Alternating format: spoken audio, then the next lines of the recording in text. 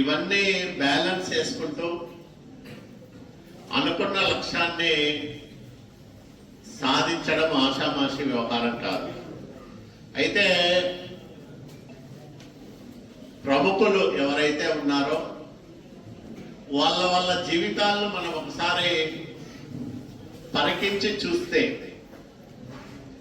చిన్న వయసులోనే అనేక అద్భుతాలు సాధిస్తున్న ఎంతో మందిని మనం ఇప్పుడు కూడా చూస్తా ఉన్నాం. శ్రీనివాస రామానుజన్ గారు, ఆయన 32 తర్వాత 33 వయసులో చనిపోయినారు. ప్రపంచ ప్రఖ్యాత గణిత నిపుణుల్లో ఆయన ఒకటిగా పేరుగాంచినారు. ఈరోజు గణిత దినోత్సవం. మరి శ్రీనివాస రామానుజన్ జీవితం గురించి పెద్దలు చెప్పారు. చాలా ఇబ్బందులు పడ్డారు. వాళ్ళ అమ్మా నాయనకి 4 సంతానం. అంటే ఈయన తర్వాత ఒకరు పుడితే వాళ్ళు చనిపోతారు, మళ్ళా ఒక 2 పుడితే వాళ్ళు చనిపోతారు. 4 సంతానంలో బతికింది ఈయనే.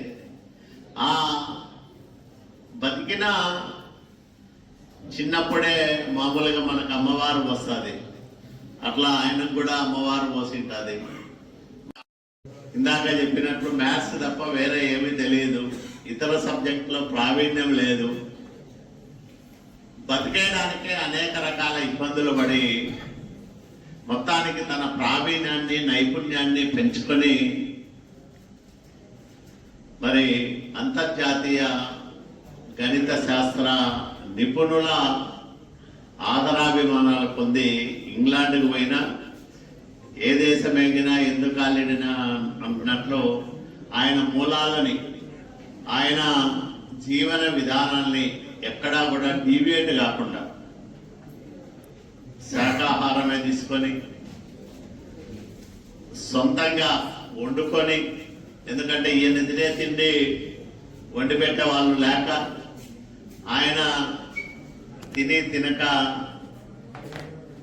శరీరాన్నంతా కూడా బాగా శుష్కించుకుపోతే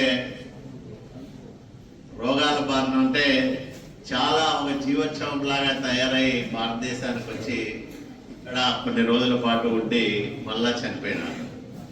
కానీ బతికింది 32 సంవత్సరాలైనా ఆయన చేసిన అద్భుతాలు అనేక మంది మేధావులకు అర్థం కాని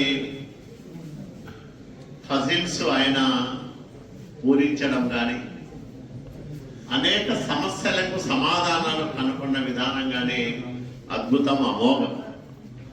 చరిత్ర సృష్టించినోడు ఇప్పుడు ఆ చరిత్రని తిరగరాయబోతున్నాడు. అబద్ధాల గోడల్ని బద్దలు కొట్టి నిజాలను రాగా మీ ముందుంచబోతున్నాడు. నిజమైన వార్తల కోసం వెంటనే డౌన్లోడ్ చేసుకోండి రా యాప్ని.